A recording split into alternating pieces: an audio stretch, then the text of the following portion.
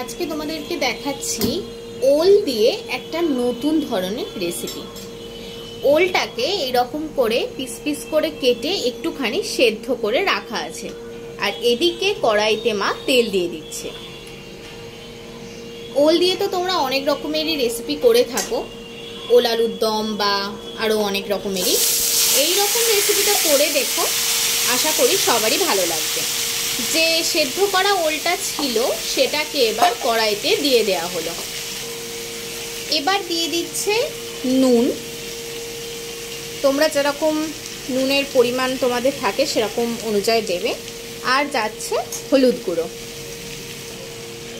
এবার যাচ্ছে গুড়। এই ওলের এই রেসিপিটায় কিন্তু এই গুড়টাই মেন জিনিস, এই গুড়টাই কিন্তু ইউজ করতে হয়, তাই একটু বেশি পরিমাণে গুড় চলে গেল। তোমরা যেরকম মিষ্টি খাও সেই অনুযায়ী গুড়টা দেবে।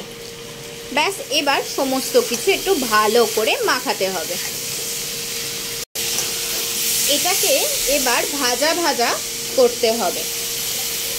এই রেসিপিটা জানি না তোমাদের বাড়িতে হয় কি, বাট এই রেসিপিটা সিরিয়াসলি খুব ভালো খেতে। এইটা আমাদের বাড়িতে যে রান্না পুজো হয় সেই রান্না পুজোতে এই রেসিপিটা হয়ে থাকে।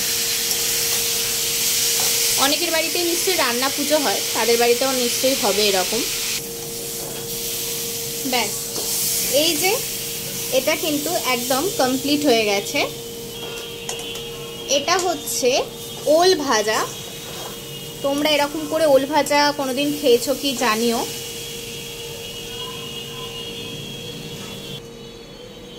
মিষ্টি মিষ্টি একদম ওল ভাজা রেডি। এটা আমাদের বাড়ির যে রান্না পুজো, এই রান্না পুজোতে কিন্তু এই আইটেমটা একদম মাস্ট, এটা কিন্তু করতেই হয়। তাই তোমাদেরকে একটু শেয়ার করে দেখালাম এই রেসিপিটা। চলো, টাটা, বাই বাই।